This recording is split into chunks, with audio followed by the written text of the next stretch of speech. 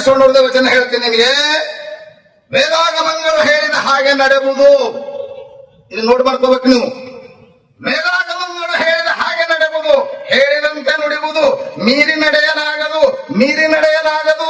ಮುಕ್ತಿ ಫಲ ಬೈದು ಮಾತ ಅಪಹಾಸ್ಯಕ್ಕೆ ಬಾರದೆ ಆಚಾರ ಮಾರ್ಗದಲ್ಲಿರಬಲ್ಲಡೆ ಕೂಡಲ ಸಂಗಮ ದೇವ ನೀಗನೇ ಬಲಿವ. ನಿಮ್ಗೆ ಉಳಿದ ಮಾತುಗಳು ಕಲ್ಪನೆ ಪಡ್ತಾರೆ ಗೊತ್ತಿಲ್ಲ.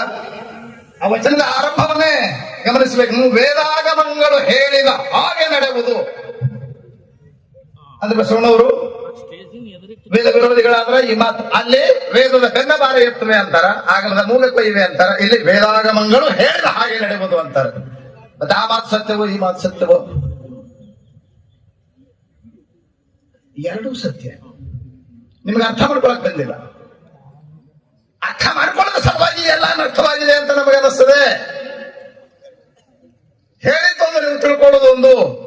ಸುಮ್ಮನೆ ತಮಾಷೆ ಹೇಳ್ತಿರ್ತೇನೆ. ಮುದುಕಿನ ದವಾಖಾನೆ ತಗೊಂಡು ಹೋಗಿದ್ನಂತ ಮೊಮ್ಮಗ. ಡಾಕ್ಟರ್ ಮುದುಕಿನೆಲ್ಲ ನೋಡಿಬಿಟ್ಟು ಔಷಧ ಕೊಟ್ಟು ಹೇಳಿದ್ನಂತ, ಲಿಕ್ವಿಡ್ ಮೆಡಿಸಿನ್ ಕೊಟ್ಟು ಅಳಿಗೆ ಸೈಡ್ ಹಾಕು ಅಂತ ಹೇಳಿದ್ನಂತ ಡಾಕ್ಟರ್. ಇವ ಅದನ್ನ ಸರಿಯಾಗಿ ಅರ್ಥ ಮಾಡ್ಕೊಳ್ಳಿಲ್ಲ, ಬಂದು ಮುದುಕಿನ ಅಳಿಗೆ ಸೈಡಿಂದಂತೆ. ಹಾಗಾಗಿದೆ, ಹೇಳಿದ್ದೊಂದು ಅರ್ಥೈಸಿಕೊಂಡಿದ್ದೊಂದಾಗಿದೆ ನಿಮ್ಮದು. ಹಾಗಾಗಿ ಬಸವಣ್ಣವರು ವೇದ ವಿರೋಧಿಗಳು ಅಂತಿರಲ್ಲ. ಈ ವಚನಕ್ಕೆ ಏನ್ ಹೇಳ್ತೀರಿ ನೀವು? ಹಾಗೆಲ್ಲಲ್ಲಿ ವಚನಗಳಿಗೆ ವೇದ ಆಗಮಗಳ ಸಂಸ್ಕೃತ ಶ್ಲೋಕಗಳನ್ನ ಎಲ್ಲಿ ಈ ವಚನ ಇದೇ ಹೇಳ್ತಾನೆ ಅಂತ ತಿಳ್ಕೊಂಡು ನಾವು ಆ ಶ್ಲೋಕವನ್ನು ಹೇಳಿದ್ರೆ ಅಥವಾ ವಚನದಲ್ಲೇ ಕಾಣ್ತೀವಿ ನಾವು. ಅವ ಮನ್ನೊಬ್ರು ಹೇಳಕತ್ತಿದ್ರು ಏನಂತ, ಇಲ್ಲ ಆ ಶ್ಲೋಕ ಅದು ಆಗಮ ಶ್ಲೋಕ ಅಥವಾ ಶ್ರುತಿಯ ಮಾತು ಅದೆಂತೆಂದೊಡೆ ಅಂದ್ರೆ ನಡಬರಕ್ಕೆ ಸೇರಿಸಿದ್ದು. ಅದಂಗೆ ಹೇಳ್ತೀರಿ ನೀವು? ಅವ್ರು ಸೇರಿಸುವತ್ನ ನೀವು ನೋಡಕ್ ಬಂದಿದ್ರಲ್ಲ. ನೀವು ಹೇಳುವುದೇ ಆಗ್ತಲ್ವಾ? ಬೇಡಪ್ಪ, ಅದೆಂತೆಂದೊಡೆ ಅನ್ನುವಂತ ಮಾತುಗಳನ್ನ ಬಿಡ್ತೀವಿ. ಈ ವಚನ ಸ್ಪಷ್ಟವಾಗಿ ಇದೇ ನಾವು ಹೇಳುತ್ತಲ್ಲ. ಯಾವ ವಚನ ಸಂಪುಟವನ್ನ ಕಲಬುರಗಿ ಅವರೇ ಸಂಪಾದನೆ ಮಾಡಿದಾರೆಯೋ ಅದೇ ಸಂಪುಟದಲ್ಲಿ ಈ ವಚನ ಬಂದಿದೆ. ವೇದಾಗಮಗಳು ಹೇಳಿದ ಹಾಗೆ ನಡೆಯುವುದು ಅಂತ ಬಂದಿದೆ. ಅಂದ್ರೆ ಬಸವಣ್ಣವರು ವೇದ ವಿರೋಧಿಗಳಲ್ಲ, ಆಗಮ ವಿರೋಧಿಗಳಲ್ಲ. ಬಸವಣ್ಣವರು ವಚನ ವಿರೋಧಿಗಳಲ್ಲ, ಆಗಮ ವಿರೋಧಿಗಳಲ್ಲ. ವೇದವನ್ನು ಒಪ್ಪುತ್ತಾರೆ, ಆಗಮವನ್ನು ಒಪ್ಪುತ್ತಾರೆ ಅಂದ್ರೆ ಬಸವಣ್ಣವರು ಹಿಂದೂಗಳಂತ ಒಪ್ಪಬೇಕಾಗುತ್ತದೆ. ನೆನ್ಪಿಡಬೇಕು ನೀವು. ಯಾಕ ಬೇಡ ಹಿಂದೂ ಅನ್ಬೇಡ್ರಂತ, ಸನಾತನ ಧರ್ಮ. ನಾವು ಸನಾತನ ಅಂದ್ರೆ ಅನಾದಿ ಕಾಲದಿಂದ ಬಂದಿರತಕ್ಕಂಥದ್ದು. ಸನಾತನ ಬದುಕರ್ತೇವೆ ಇದೇ ಮೊದಲು ಅಂತ ಹೇಳಕ್ ಬರಂಗಿಲ್ಲಪ್ಪ. ಬಹುದಿನಗಳಿಂದ ನಡ್ಕೊಂಡು ಬಂದದ್ದು ಈ ಅಷ್ಟಾವರಣಗಳು. ಇವು ಬಹುದಿನಗಳಿಂದ ನಡ್ಕೊಂಡ್ ಬಂದವ. ಅದ್ರ ನೋಡ್ರಿ ಇಷ್ಟರಿಂದ ಮಾತ್ರ ಇತ್ತೀಚೆಗೆ ಹುಡುಕು. ಮತ್ತೆ ಮೊದಲ ವಿಭೂತಿ ರುದ್ರಾಕ್ಷಿ ಮೊದಲು ಇಲ್ಲೇ ನಾವು 12ನೇ ಶತಮಾನಕ್ಕೆ ಬಂದವಾ? ಇಲ್ಲ, ಎಲ್ಲವೂ ಅನಾದಿ ಕಾಲದಿಂದ. ಅದಕ್ಕೆಲ್ಲದಕ್ಕೂ ನಾವು ವೇದದ ಪ್ರಮಾಣವನ್ನು ಕೊಡ್ತೀವಿ, ಆಗಮದ ಪ್ರಮಾಣವನ್ನು ಕೊಡ್ತೀವಿ. ಅಥರ್ವಣ ವೇದದಲ್ಲಿ ಸ್ಪಷ್ಟವಾಗಿ ಹೇಳ್ತದೆ ಏನಂತ, ಋಗ್ವೇದದಲ್ಲಿ ಅಯಮ್ಮೇ ಹಸ್ತೋ ಭಗವಾನ್. ಸಂಸ್ಕೃತ ಅರ್ಥವೇ ಆಗೋದಲ್ಲ ಅವ್ರಿಗೆ.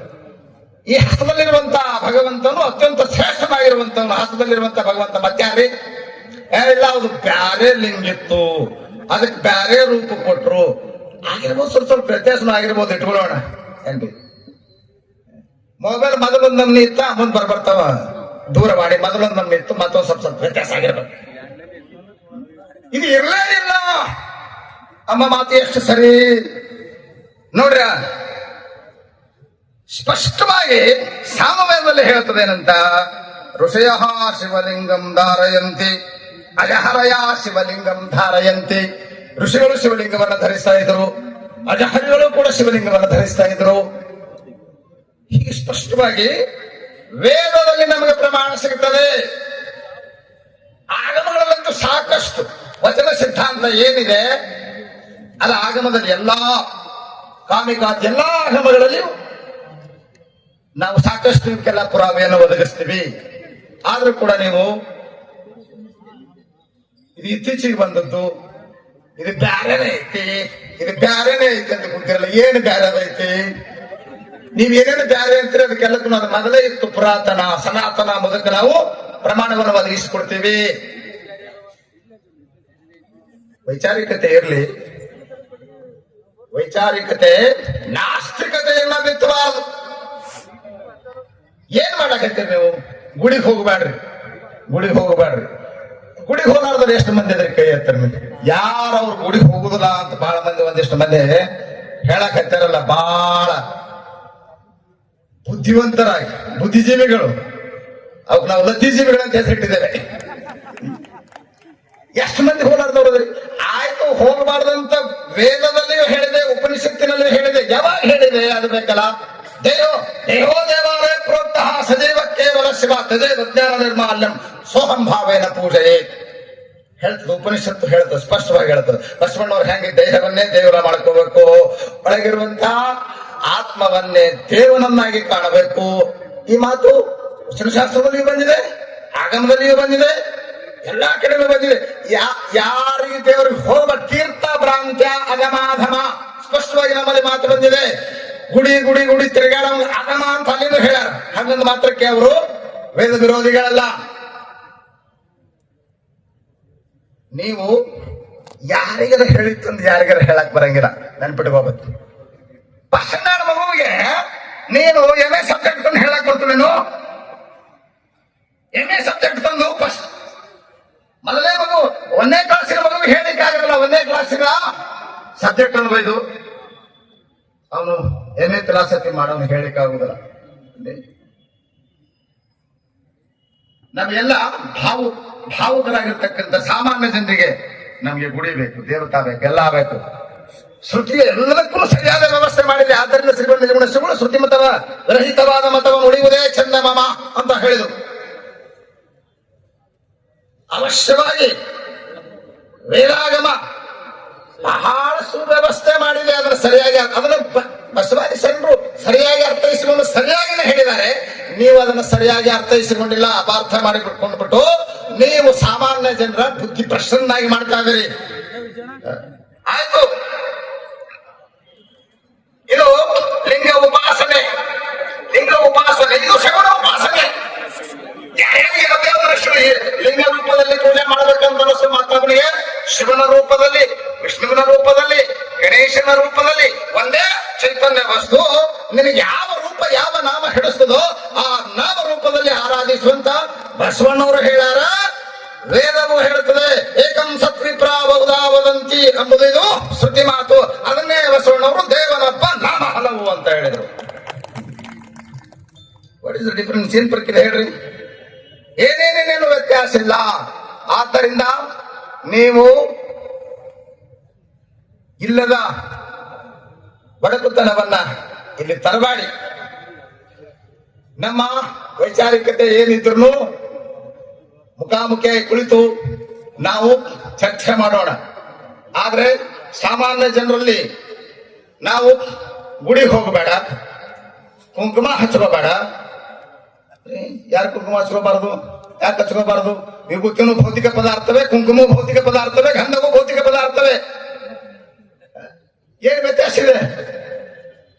ಭಾವಭರಿತನಾಗಿ ಹಚ್ಕೊಂಡ್ರೆ ಅದ್ರ ಫಲ ಕೊಡುತ್ತದೆ. ಇಲ್ಲ ಹೊರ ಕತ್ತಿ ಪೂಜೆ ಒಳಗೆ ಬಿದ್ದು ಮಾತಾಡ್ದಂಗ ಆಗ್ತದೆ ಅಂತ ಹೇಳ್ಕೊಂಡ್ ಬಂದಿದ್ದಾರೆ. ಅದೇ ಸಂಡೆ ಹೇಳ್ಕೊಂಡ್ ಬಂದಾರೆ. ಯಾವ್ದು ಹಚ್ಚಿದಾರೆ ಏನೈತಿ? ಒಳಗ್ ಚಲೋ ವಿಚಾರ ಇರ್ಬೇಕಷ್ಟೇ. ಒಳಗ್ ತೆರೆಯಾಗ ಹೊಲಸು ವಿಚಾರ ತಂದ್ಕೊಂಡು ಮ್ಯಾಲೆ ಭಾರಿ ಚಂದ ವಿಭೂತಿ ಹಚ್ಕೊಂಡು ಏನ್ ಫರ್ಕ್ ಐತಿ? ಏನ್ ವ್ಯತ್ಯಾಸ? ಆದ್ದರಿಂದ ಅವ್ರಂತಾರ ಇವು ಬಹಳ ಹೊರಗಿನ ಸಾಮಾನ್ಯ ವಿಚಾರಕ್ಕೆ ನೀವು ಬಹಳ ತಲೆ ಕೆಡಿಸ್ಕೋಬೇಡ್ರಿ. ಯಗಾಧವಾದಂತ ತತ್ವಜ್ಞಾನ ವಚನ ಸಾಹಿತ್ಯದಲ್ಲಿದೆ. ಆ ತತ್ವಜ್ಞಾನ ಹೇಳಿಕೆ ಪ್ರಯತ್ನ ಮಾಡಿ ಏನ್ರಿ. ಆದ್ದರಿಂದ ನಾವು ಒಂದೇ ಹೇಳೋದು, ಇವತ್ತ ವಚನ ಸಾಹಿತ್ಯ, ವಚನ ಸಿದ್ಧಾಂತ ಏನ್ ಹೇಳ್ತದೋ ಅದೆಲ್ಲವೂ ಆಗಮ ವೇದದಲ್ಲಿ ಎಲ್ಲವೂ ಇದೆ. ಏನಿಲ್ಲ ಬಂದು ಕೇಳಿ, ನಾವು ಹೇಳ್ತೀವಿ, ಉತ್ತರ ಕೊಡ್ತೀವಿ ಅದಕ್ಕೆ. ಆದ್ದರಿಂದ ಸಾಮಾನ್ಯ ಜನರ ಅಸ್ತಿತ್ವ ಭಾವನೆಯನ್ನು ಕೆಡಿಸಬಾರದು. ನಮ್ಮ ದೇವರುಗಳ ಮೇಲೆ ಇವರು ಇಲ್ಲದ ಆಪಾದನೆ ಮಾಡ್ತಾ ಇದ್ದಾರೆ. ಶ್ರೀಮಂತ ಜೀವನ ಶ್ರೀಗಳು ನೋಡ್ರಿ, ಒಮ್ಮೆ ಗಣಪತಿಗೆ, ಒಮ್ಮೆ ನಂದೀಶ್ವರಂಗೆ, ಒಮ್ಮೆ ವೀರೇಶಂಗೆ ಎಲ್ಲಾ ದೇವತೆಗಳ ಸ್ತುತಿ ಮಾಡ್ತಾರೆ. ಬರೀ ಅವ್ರೊಬ್ಬರೇ ಅಲ್ಲ, ಎಲ್ಲರೂ ಮಾಡ್ಯಾರ. ಇವ್ರು ಶಿವನೇ ಬ್ಯಾರೆ ಅಂತ ಅದೇ ಅಂತವದ ನಾವು ಶಿವ ಏನ್ರಿ. ಈಗ ನೋಡ್ರಿ, ಪಾರ್ವತಿ ಪತಯೇ ಹರ ಹರ ಮಹಾದೇವ ಆಗಿ ಬರಂಗಿಲ್ಲ, ಪರಾಪತಿ ಅಂತ ಜೈ ಬಿಡ್ತಾರೆ. ಪರಾಪತಿ, ಪರಾಪತಿ ಅಂತ ಅರ್ಥವೇ ಇಲ್ಲ. ಬಹಳ ನೀವು ವೈಚಾರಿಕತೆಯನ್ನ ಮಾಡಿ ನಾಸ್ತಿಕತೆಯನ್ನು ತುಂಬಾಡ್ರಿ. ಸಾಮಾನ್ಯರಿಗೆ ಒಂದಿಷ್ಟು ನಂಬಿಕೆ ಬೇಕು. ನೀವು ಬೇಕಾದ್ರೆ ಮೂಢ ನಂಬಿಕೆ ಅನ್ಕೊಡ್ರಿ, ಒಮ್ಮೊಮ್ಮೆ ಬೇಕಾಗ್ತದ ಏನ್ರಿ. ಇವೆಲ್ಲ ನಮ್ಮ ಮೂಲ ನಂಬಿಕೆಗಳದಾವ. ಇವ್ ಕಲ್ಲು ದೇವ್ರಂದ್ರಿ, ಮಣ್ಣು ದೇವ್ರಂದ್ರಿ. ಕಲ್ಲು ದೇವ್ರೆ, ಮಣ್ಣು ದೇವ್ರೆ. ಕಲ್ಲಿರದೆ ನಿಮ್ಗೆ ಮನಿ ಕಟ್ಕೊಳಕ್ ಆಗಂಗಿಲ್ಲ, ಮಣ್ಣಿರದೆ ಮಣ್ಣು ತಿನ್ಬೇಕಾಗ್ತದೆ. ಹೌದು, ಮೂರ್ತಿ ಪೂಜೆಯನ್ನ ನಿರಾಕರಣೆ ಮಾಡಿದ್ರು. ಅಲ್ಲೆಲ್ಲ ಉಪನಿಷತ್ತು ವಿಚಾರ ಆಗಿರ್ಬೋದು, ಆಗಮದ ವಿಚಾರ ಆಗಿರ್ಬೋದು, ಕೊನೆಗೆ ಅಮೂರ್ತ ಪರತತ್ವವನ್ನ ಮುಟ್ಟಬೇಕಂತಾನೆ ಹೇಳ್ತಾರೆ. ಆದ್ರೆ ಆ ಸಾಮರ್ಥ್ಯ ಬರುವುದನ್ನು ನಾವು ಮೂರ್ತಿಯನ್ನ ಆರಾಧಿಸಲೇಬೇಕಾಗ್ತದೆ. ಏನೆಲ್ಲ ಗುಡಿ ಕೆಡೋದಾಗ್ತದ. 1 ಕೋಟಿಗಿಂತ ಹೆಚ್ಚು ಗುಡಿ ಅದಾವ ಭಾರತ ತುಂಬಾ. ಅವ್ ಗುಡಿ ಕೆಡೋರು ಹಿಂದೆ ಬಹಳ ಮಂದಿ ಇದ್ರು. ಇವ್ರು ಅವ್ರ ಜೊತೆ ಇವ್ರು ಸೇರ್ಕೊಳಕತ್ತಾರೆ ಏನ್ರಿ. ನಮ್ ಗುಡಿಗಳಿಗೆ ಕೆಡಗೊಡಂಗಿಲ್ಲ. ನಾವು ನಮ್ಮ ಸಂಸ್ಕೃತಿಯನ್ನ ಹಾಳು ಮಾಡಿಕೊಡಂಗಿಲ್ಲ. ಅದಕ್ಕ ಕಂಕಣಬದ್ಧರಾಗಿ ನೋಡ್ರಿ, ಇವೆಲ್ಲ ನಮಗೂ 20 ವರ್ಷದಿಂದ ತಲೆ ತಿಂತಿದ್ದು. ಇದು ಬೆಕ್ಕಿ ಗಂಟಿ ಯಾರು ಕಟ್ಟಬೇಕನ್ನುವಂತ ಲೆಕ್ಕದಾಗ ಇದ್ದೆವು. ಗಂಟಿ ಕಟ್ಟದವ್ರು ಕನೇರಿ ಹಬ್ಗಳು ನೋಡ್ರಿ. ಮುಂದಾದ್ರವ್ರು ನಾವು ಇವಾಗ ಗಂಟಿ ಬಾರಿಸುವಂತ ಹಿಂದ ಹೊಟ್ಟಂಗಾಗಿದೆ ಇವಾಗ. ಬೇಡ, ನೀವು ನಿಮ್ದೇನೈತಿ ಹೇಳ್ರಿ. ನೀವು ಇನ್ನು ಮುಂದೆ ನೀವು ಗುಡಿಗೆ ಹೋಗಬೇಡ್ರಿ. ನೀವು ಸಂಸ್ಕೃತ ನೋಡ್ರಿ, ಸಂಸ್ಕೃತ. ನಂದು ಒಂದು ಪ್ರಶ್ನೆ ಬಹಳ ಮಹತ್ವದ ಇದೆ, ನೆನ್ಪಿಟ್ಕೊಂಡು ಕೇಳಬೇಕಿದೆ. ಒಂದು ಮಾತು ಹೇಳ್ಬಿಡ್ತೀನಿ. ಶ್ರೀ ಗುರು ಬಸವಲಿಂಗಾಯ ನಮಃ. ಇದು ಸಂಸ್ಕೃತನ ಏನು ಕನ್ನಡನು? ಮೊದಲು ಓಂ ಶ್ರೀ ಗುರು ಬಸವಲಿಂಗಾಯ ನೆನ್ಬಿಟ್ಟು ಬರೀ ಶ್ರೀ ಗುರು ಬಸವಲಿಂಗಾಯ ನಮಃ ಆಯ್ತು. ನೋಡ್ರಿ, ಬಸವಣ್ಣ ಮ್ಯಾಗ ನನಗೆ ಬಹಳ ಭಕ್ತಿ ಐತೆ, ನೆನ್ಪಿಟ್ಕೊಡ್ರಿ. 12 ವರ್ಷ ಬಸವೇಶ್ವರ ಮಂದಿರದಲ್ಲಿ 1 ವರ್ಷ ಬಿಡ್ಲಾರ್ದಂಗ 12 ವರ್ಷ ಬಸವ ತತ್ವದ ಮೇಲೆ ಪ್ರವಚನ ಮಾಡಿದವೇ ನಾವು. ಎಲ್ಲರಿಗೂ ಗೊತ್ತಿಲ್ಲ, ಇದ್ದವ್ರು ಬಹಳ ಮಂದಿ ಏನ್ರಿ. ಯಾರ 12 ಮಂದಿ ಬರ್ತಿದ್ದಿಲ್ಲ ಮೊದಲ. ಇಡೀ ಗುಡಿ ತುಂಬಿಸ್ತವ್ರು ನಾವದೀವಿ ಮೊದಲ. ಇವ್ರು ಭೇದ ಬುದ್ಧಿ ಹುಟ್ಟಿಸಿ ನಮ್ಮನ್ನು ಹೊರಗೆ ಹಾಕಿದಾರೆ ಅಷ್ಟೇ ಏನ್ರಿ. ಬಸವಣ್ಣನ ಮೇಲೆ ಬಹಳ ಅಪಾರ ಅಭಿಮಾನ ಐತಿ, ವಚನ ಸಾಹಿತ್ಯದ ಮೇಲೆ ಬಹಳ ಅಪಾರ ಅಭಿಮಾನ ಐತಿ. ಆದ್ರೆ ನೀವು ನಮ್ಮ ಸಂಸ್ಕೃತಿ ಆಚಾರ ವಿಚಾರದ ಮೇಲೆ ಪ್ರಹಾರ ಮಾಡ್ತಾ ಇರೋದ್ರಿಂದ ಅದನ್ನು ಸಹಿಸಬಾರದು ಅಂತ ತಿಳ್ಕೊಂಡು ನಾವು ಇವಾಗ ಎದ್ದು ಬಂದಿದ್ದೇವೆ ಅಷ್ಟೇ ಏನ್ರಿ. ನೀವಿನ ಮೇಲೆ ಕೇಳ್ಬೇಕೇನ್ರಿ, ಗುಡಿಗೆ ಹೋಗಬಾರದು, ಕುಂಕುಮ ಹಚ್ಚಬಾರದು. ನೋಡ್ರಿ, ಆಶ್ಚರ್ಯದ ಮಾತು ಹೇಳ್ತೀನಿ ನಿಮಗೆ. ರುದ್ರಾಭಿಷೇಕ ಬೇಡ. ರುದ್ರಾಧ್ಯಾಯದ ನಮಃ ಶಿವಾಯ ಮಂತ್ರ ಅದು ಬೇಕು. ಇವ್ರಿಗೆ ವೇದ ಬೇಡ, ರುದ್ರ ಬೇಡ. ಋಗ್ವೇದದ ರುದ್ರಾಧ್ಯಾಯದ ನಮಃ ಶಿವಾಯ ಎಲ್ಲಿ ಬಂದ? ನಮಃ ಶಿವಾಯ ಶಿವತರಾಯ ನಮಃ ಶಿವಾಯ ಎಂಬುದಕ್ಕನ್ನ ನೀವು ಆ ಮಂತ್ರವನ್ನು ತೆಗೆದು ಹಾಕಿಬಿಟ್ರ ವಚನ ಸಿದ್ಧಾಂತ, ಶರಣ ಸಿದ್ಧಾಂತ ಎಲ್ಲವೂ ಬಿಟ್ಟು ಹೋಗ್ತದೆ. ಬಿಟ್ಕೊಳ್ಳಿಕ್ ಸಾಧ್ಯ ಆಗ್ತದೆ ನಮಃ ಶಿವಾಯ ಮಂತ್ರ ಎಂಬತಕ್ಕಂಥದ್ದು? ಯಾರು ಹೇಳ್ತಾರೆ ಹೇಳಿ? ನಾಳೆಗೆ ಯಾರು ಸ್ಟೇಟ್ಮೆಂಟ್ ಕೊಡ್ತಾರೆ ಕೊಡ್ ನಾಳೆ? ನಮಃ ಶಿವಾಯ ಬೇಕಾಗಿಲ್ಲ ಶರಣ ಸಿದ್ಧಾಂತಕ್ಕೆ. ಏನಾಗಿದೆ ಮಂತ್ರ, ಏನಾಗಿದೆ ತಂತ್ರ, ಏನಾಗಿದೆ ಕಾಮಧೇನು ಕಲ್ಪವೃಕ್ಷ ಅಂತ ಬಸವಣ್ಣವ್ರು ಹೇಳ್ತಾರೆ. ಆ ಮಂತ್ರದ ಮಹಿಮೆಯನ್ನು ವರ್ಣನ ಮಾಡ್ತಾ ಇದ್ದಾರೆ. ಬಿಟ್ಕೊಡ್ತೀರಿ ನೀವು ಅದನ್ನ? ನಮಃ ಶಿವಾಯವನ್ನು ಬಿಡ್ಲಿಕ್ಕೆ ಆಗತ್ತಲ್ಲ.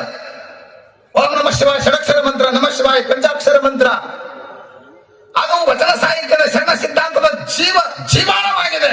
ಅದು ಎಲ್ಲಿ ಬಂತಪ್ಪ? ವೇದದಲ್ಲಿ ಬಂದದ್ದು. ಋಗ್ವೇದದ ರುದ್ರಾಧ್ಯಾಯದಲ್ಲಿ ಬಂದಿರತಕ್ಕಂಥದ್ದು. ನೀವು ನಮಃ ಶಿವಾಯ ಅಂತೀರಿ ಅಂತಂದ್ರೆ ವೇದ ಒಪ್ಪದಂಗನ, ವೇದ ಒಪ್ಪಿದ್ರ ಹಿಂದೂ ಅಂದಂಗನ, ಮತ್ತಿನ್ನೇನು? ಇವೆಲ್ಲ ಬಹಳ ಮಹತ್ವದ ವಿಚಾರಗಳಿವೆ. ಇನ್ನು ಮುಂದೆ ಹೇಳ್ಕೊಂತ ಹೋಗ್ತೀವಿ. ಹೆಂಗು ಮಳ್ಯಾಗ ತೋರಿಸ್ಕೊಂಡಂಗ ಆಗಿದೆ ಈಗ. ಮಳ್ಯಾಗ ತೋರಿಸ್ಕೊಂಡ ಮೇಲೆ ಹೆದರುದೇನಂತಾರಲ್ಲ, ಏನೇನ್ ಆಕ್ಷೇಪಣೆ ಐತೆ ಅವ್ರ ಆಕ್ಷೇಪಣೆ ಮಾಡ್ಲಿ. ಅದಕ್ಕೆಲ್ಲ ನಾವು ಇನ್ನು ಆನ್ಸರ್ ಮಾಡ್ಲಿಕ್ಕೆ ನಾವಲ್ಲ, ನೀವು ತಯಾರಾಗಬೇಕು.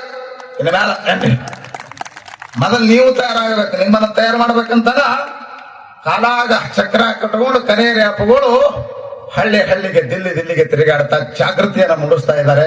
ನಮ್ಮ ಸನಾತನ ಸಂಸ್ಕೃತಿ ಅಂದ್ರೆ ಇನ್ನೇನೆಲ್ಲ ಆಗಮ ನಿಗಮದ ಮೂಲದಿಂದ ಹರಿದು ಬಂದಂತ ಸಂಸ್ಕೃತಿ ಸನಾತನ ಸಂಸ್ಕೃತಿ, ಅದುವೇ ಬಸವ ಸಂಸ್ಕೃತಿ, ಅದೇ ಶರಣ ಸಂಸ್ಕೃತಿ, ಏನು ವ್ಯತ್ಯಾಸ ಇಲ್ಲ ಎಂದಿ. ಬಹಳ ಸಮಯ ಆಗ್ತಾ ಬಂತು. ಮತ್ತ ಇವತ್ ನೋಡ್ರಿ, ಇವತ್ತು ಅವ್ರ ಪವಾಡ ಒಪ್ಪಂಗಿಲ್ಲ. ನಾವ್ ನೋಡ್ರಿ ಇವತ್ತು ಪವಾಡನ ಅಂತೀವಿ. ನಮ್ಮ ಮುಜುಳಮದೊಳಗೆ ವಿಪರೀತ ಮಳೆ ಬಿದ್ದಿದೆ.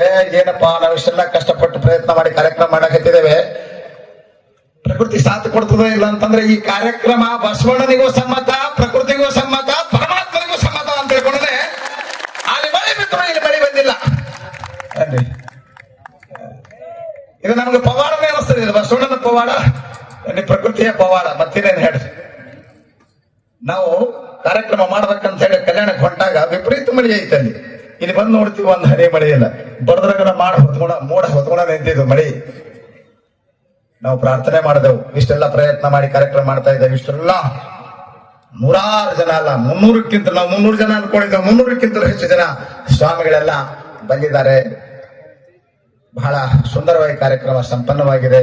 ಎಲ್ಲರೂ ಸಹಕರಿಸಿದ್ದೀರಿ. ತಮ್ಮೆಲ್ಲರಿಗೂ, ಎಲ್ಲ ಪೂಜ್ಯರಿಗೂ ನಮನಗಳನ್ನು ಹೇಳಿ ನನ್ನ ಮಾತು ಮುಗಿಸ್ತಾ ಇದ್ದೇನೆ.